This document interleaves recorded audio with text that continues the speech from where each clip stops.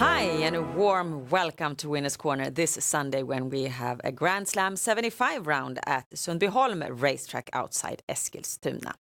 And last Sunday we had one single winner at Grand Slam 75 and this happy punter could cash out over 1 million euros. Mike, fabulous. Yeah, that would be something. Yeah, it wasn't me, unfortunately.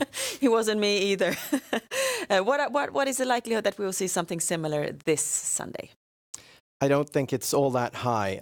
Now the races are held here in Sweden. The bettors know the horses a bit better. There are a couple of strong favorites, so I doubt we'll see such a high payout. But still, it's the Grand Slam. It's always real difficult. Okay, then let's see what Mike can do for us today. And we start off in race 5, which is the first leg in the Grand Slam 75 round. It's a sprint race over 1,640 meters. And how do you want to open up this race day? I'm going to start with a horse that I hope has been flying a bit under the radar. Should be a very clear favorite, but I doubt it'll even be the favorite. Number 5, Copy Made. This one has had horrible posts lately and has gotten real rough trips. Last time, the horse looked real juiced up with 500 meters to go, and then it was a real fast last 500, and the horse was wide through the turn, and nothing really happened there. But the horse did look really strong, especially in the race. Got boxed in behind other horses and pulled backwards. So I think the horse has much better form than you can tell from the card. And this time he's got a good post. He's an efficient front runner. The horses on the inside aren't all that fast behind the gate. And I think Copymate has a good chance to take the lead. And after that, I don't think they're beating him. So we start off there with a win bet in race 5 on horse number 5. And now we make a jump to race 7. It's a third leg in the Grand Slam 75 round. It's a small field, only 7 horses, and but it's quite an even field, Mike. You take a stand for one of the horses here. It's a really nice race here. I'm looking forward to seeing Vivacious Alley here, number 3. Interesting to see what she can do in her debut here for Frode Hamre. But I'm going to go against her this time. I think number 1, Melby Glader, has proven form. Showed very nice form last time when the horse came in second. Never really had a good chance to win, but it was a strong last 700 meters there, very fast from Melby Glader, and it seems that the horse is on its way up. It's improving with every race. He's been out against some really tough horses, and I think he's got a good chance to take the lead here, not knowing exactly how fast number 3 is from the start. But if Per Lennartson manages to take the lead, I think that's worth a lot in this small field here. I don't think too many will attack on the outside. They'll all line up on the inside. Another win bet here in race 7, and that with horse number 1, Melby Glader. We move on to the next race, race 8, and here we have a show bet. And this is a long distance race, 3,140 meters. We have a favorite, Mike, in number 1, Elliot Cougar. How come that you've concluded that this is a show bet we should have here? Well, there's a horse that I've been following now who has much better form than you can tell from the card. He's experienced, loves the long distance, and I'm probably going to place a little win bet on him as well, but mainly on the show. Number 3, Bison Spyro. I feel he moves down in class quite a bit this time. He's been out against On-Track Piraten and other Gold Division horses. Second to last time at Sovala, he was boxed in behind other horses, but finished very nicely on the far outside. He didn't have a chance to be in the top 3, but he got a little paycheck there and passed quite a number of horses on the inside. So he's got better form than you can tell.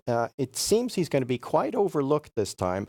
And over this long distance, he's always dangerous to overlook. So maybe even a little bit on the win or Quinella, but the show is the way to go. I think he'll definitely finish in the top 3.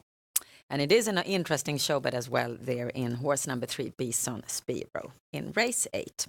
We move on to the daily double, and we have it as usual in races 10 and 11. And DD1 is over full distance, and here we have one mare in the field, and this one mare seems to become the favorite, number 10, Mrs. Lindy. Does that surprise you? Yes, it does a bit.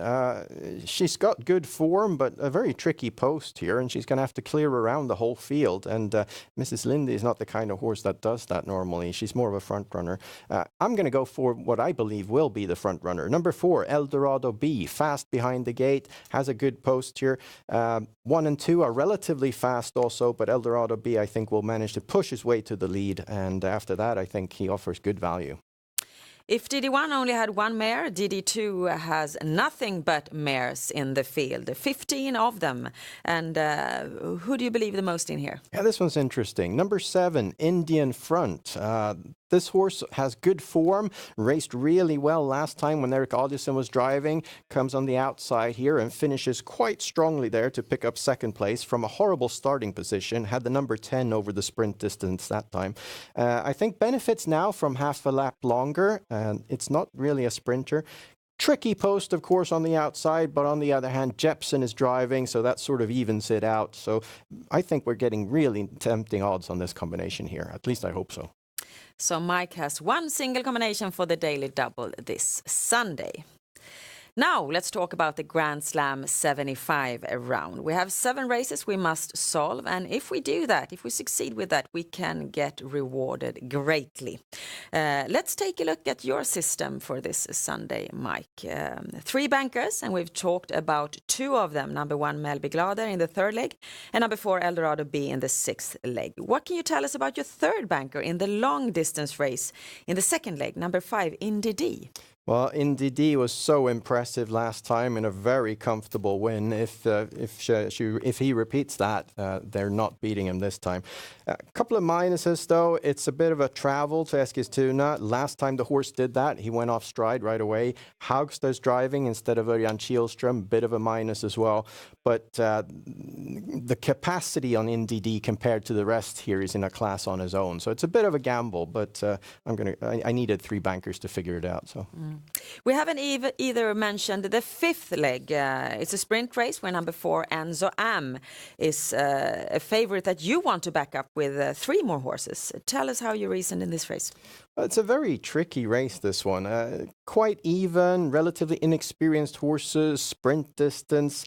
I think Nicholas MJ has a good chance to take the lead, so that one's in.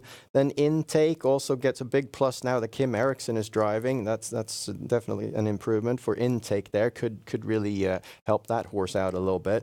And then Titanigiro, number 9, is a horse I really like. Another plus there, Oscar Anderson driving once again. The horse was out on the V75 last time and raced okay, so moves down in class quite a bit this time. The other races we've already been through. Is there anything you want to add about any of those races? I mean, for example, in the last leg, you add on 2 more horses to the horse that you recommended as a banker. They're an Indian Front. How come? It's because of the post. There's a big risk Indian Front gets kind of a nasty trip on the outside here, and that's why I have a couple of more horses on the Grand Slam. But I had a hard time choosing the bankers, and if you want to gamble a bit more, you could go against Indy D, who's going to be the biggest favorite of the round, and go for a banker on Indian Front instead. Then you're looking for those for that €1,000,000. Thank you so much, Mike, and thank you for watching. This Sunday's Grand Slam 75 system consists of 300 combinations. SwedishHorseRacing.com is, of course, our website where you can find out more information about Swedish trotting and horse betting. And with that, we wish you the best of luck with your bets now this Sunday. Bye-bye.